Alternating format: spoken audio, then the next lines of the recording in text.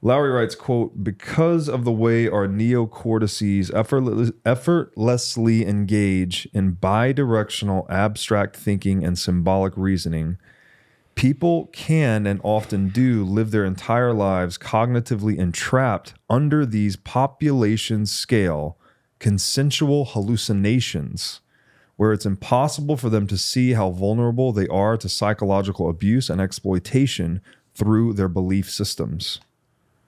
Dogmatism in a nutshell, right? Tragically, this also makes them incapable of seeing how easy it would be to escape their psychological entrapment. People will legitimately believe those who wear striped headcloths or lapel pins are actually powerful and fear their quote-unquote divine power over generations, birthing dynasties of oppressive god kings. Populations will labor for their god kings, kill for them, forfeit their resources to them, and even let their oppressors define what's right or good or fair. I think that's one of the most powerful passages in the book for like really coming to terms with what it means to be human. And again, he says you can't opt out of the physics game. You kind of can't opt out of the abstract power game either. I mean, I guess you could go sit alone in the middle of the woods and never talk to anyone, but I assume you're still going to have thoughts at some point, and those thoughts are probably language mediated.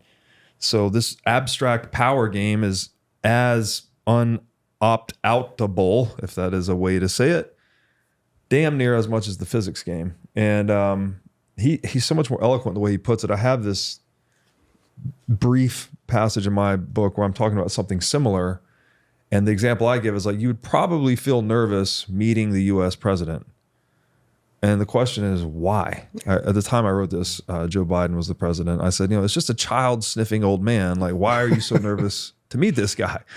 And the reality is because he is the commander in chief, right? He holds the station at the top of the most dominant military symbolic hierarchy in the world. So he actually, although I don't think he actually does, he ostensibly holds the levers to the most power of anyone on earth. So therefore you'd be, it's the president, but in reality, it's just this old, feeble guy. Yep. And so that should give you a sense of this relationship between, we're inhabiting physical reality, but we're equally inhabiting abstract reality. Mm-hmm. Yeah, and this line in here I think relates to that. He says this makes it people incapable of seeing how easy it would be to escape their psychological entrapment. If you can have that, if you can occasion that internal mental shift away from commander in chief towards frail elderly individual. And one of the examples that Lowry uses is a quote from 300, the movie. Like, Xerxes is the god king, but what they want to do is make Xerxes bleed. Once you can project power and show that the abstract power hierarchy is based purely on abstraction, is imaginary. That's a perfect example. Yeah. The king is naked. Absolutely. The king bleeds just like we do. The king is a body, not anything more or less.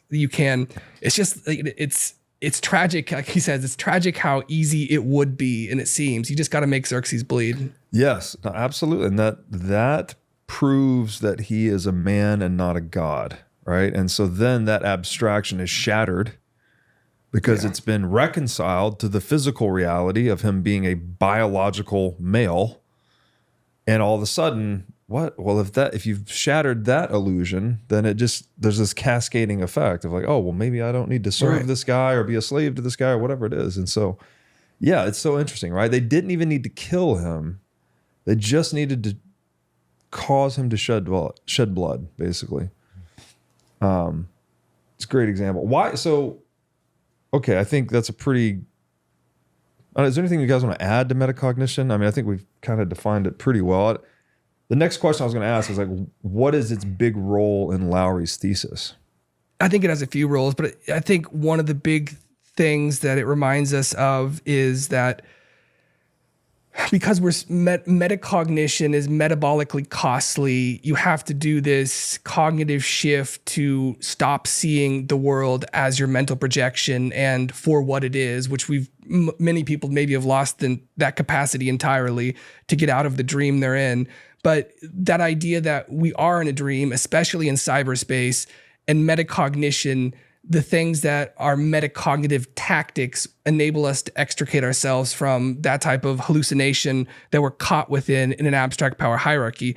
For example, what one such tactic, if you're in a real dream or think you're in a dream, rather, you pinch yourself. You project real world physical power and you see, I felt that, I did not feel that.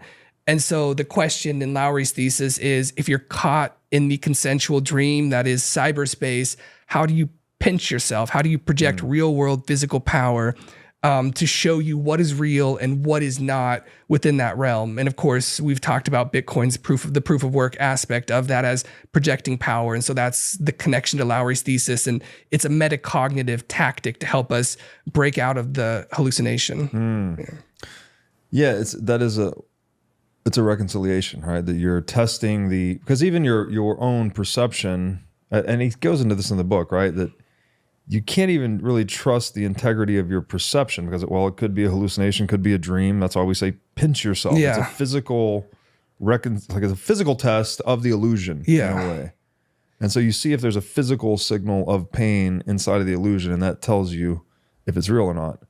And then that actually becomes a metaphor people use, right? Like, oh, something great happens. They're like, oh, pinch me. I think I'm yeah. Thanks for watching. If you enjoyed this episode, click here to find more just like it, and here to find our most recent episode.